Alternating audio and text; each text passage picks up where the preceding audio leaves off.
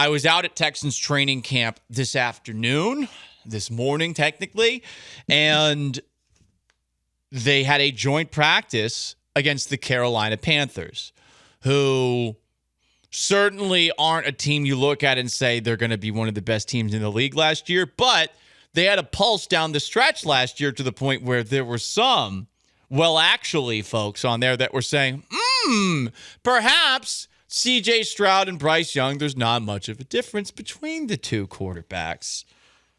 Let me tell you what I saw at training camp today. I focused mostly on the offense. You know why? Because I figured the Texans defense was going to be a pain in the ass for Bryce Young.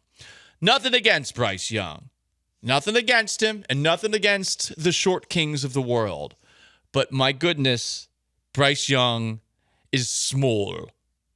And he's very tiny. I mean, I'm taller than him. I know that for sure. Paul, you're 5'11", 5'11" or so. Maybe you're even 5'9". No, like 5'11 and a half, but on my license it says I'm 6 feet tall. I definitely am taller than Bryce Young. I saw him walk by me today. Confirmation. Number 1 overall pick.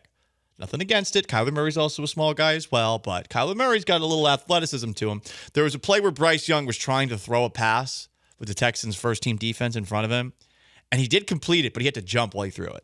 I mean, that's just what you're seeing with Bryce Young out there. It's something else to actually see Bryce Young at your field level. Yeah. He is a small guy. Yeah, just being like roughly your size is like kind of crazy as an NFL quarterback. And right. Yeah, the jump passes is something. I don't remember him ever doing that at Alabama. It was only an NFL thing where I was like, and obviously he got off to a rough start to his career. So I was like, yeah, it looks bad when you have the jump pass. The Texans wide receiver room is quite the competition right now. So Nico Collins is obviously the Texans' number 1 receiver. And while C.J. Stroud and him weren't always completely in sync today, Stroud did throw Collins a couple of touchdown passes. Collins is big. Collins is strong.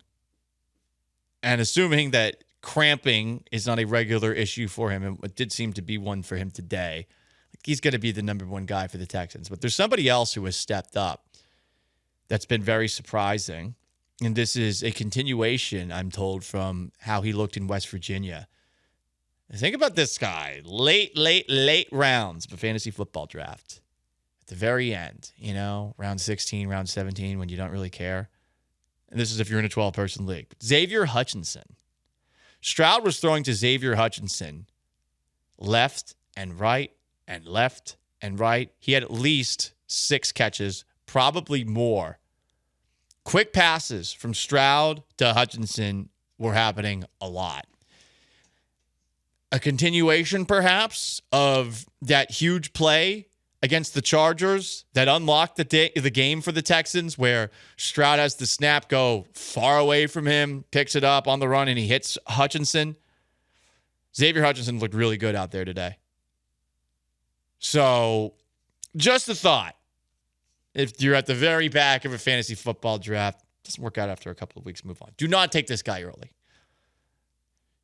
Catch of the day in this crowded wide receiver room was Christian Kirk. Stroud hit him in traffic for a touchdown in the end zone. One note, though, and they didn't call it. Blake Fisher 100% false started on the play. 100%. This is one of those false starts where I'm not sure they called in a game, because you see it from time to time where you see an offensive lineman, Laramie Tunsil, taking a step back a little early. Fisher 100% took a step back a little bit early there. But this receiver room, deep. Jalen Knoll had a big catch and run early on in practice. John Mechie had a big catch and run later in practice. Braxton Berrios was making some really tough catches and had a touchdown at the very end of practice. And, I mean, we didn't even mention Jaden Higgins, who had his moments as well. It's a crowded receiver room. This is going to be a tough decision, I think, for D'Amico Ryans and for Nick Caserio at the end of camp. As far as the offensive line, which right now seems to be at left tackle, Arianti Ursary. Left guard, Ladarius Henderson. Not Ladarius Henderson. What am I talking about? Left guard, Laken Tomlinson. Confusing my LAs. Jake Andrews at center.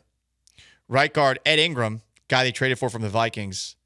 And then right tackle, it's Titus Howard. Looks like that's going to be the offensive line going into the year, assuming health, which is a big assumption to make. Cam Robinson's still banged up. Pass protection, they've looked worse. So there's some progress happening. But there were a couple of moments where Stroud got sacked. There were a couple of moments where Stroud had to run for his life. I think the big thing to see from Stroud out there today was that he was getting rid of the ball quickly. So that's definitely a good sign. As far as run blocking, nothing. Absolutely nothing. I do not know when Joe Mixon is going to get back, but Nick Chubb, I credit to him for trying to make it happen this year. He ain't doing it for me. And unfortunately, Dameon Pierce, not out at practice. He was wearing shorts and slides on the sideline, as was Christian Harris. I wanted to see Christian Harris out there so badly. Christian Harris also not in pads. If you do want a positive, though, C.J. Gardner-Johnson, no brace on his leg. Saw him chatting it up with equally unhinged Steve Smith for a good amount of time. Panthers legend Steve Smith. I would love to know what they're talking about. Mm-hmm. I would too. So there's one time I got under this guy's skin. And that reminds me of this time I got under someone's skin. Yeah. I mentioned Bryce Young, very small. Defensively, I was not focusing on them because they were having simultaneously the ones for both Texans offense, Panthers offense at the same time.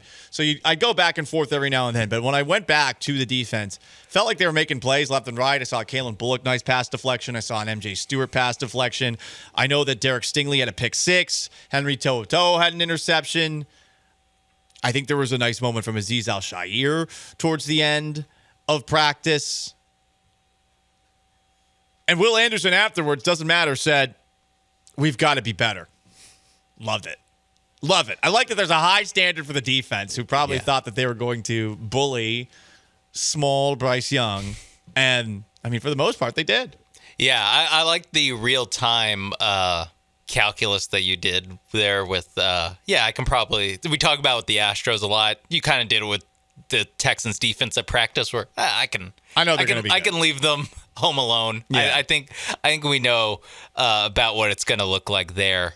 And focusing on the offense. Yeah, the run blocking stuff is what troubles me the most, because I never thought that they would be a great pass blocking line. And C.J. Stroud can either get the ball out fast, move a little bit. Like, he's a good quarterback. I think he could make it work like that, as long as they're a good run blocking line. And to hear that they really haven't been moving, or they weren't moving guys around, that dampens a little bit of the spirit. But overall, it sounds like it wasn't a terrible practice. No, D'Amico said he liked what he saw. He was focusing mostly on the offense. He said he actually only saw one play defensively. It was the Derek Stingley interception. I have yet to hear the audio from C.J. Stroud after practice because I came straight over here from camp. One last observation. It's a hot practice out there. The Texans chose to wear dark jerseys outside in the heat. Whoa. Mental. Iron sharpens iron. So there you go. That's what happened at Texans training camp for their joint practice against the Carolina Panthers.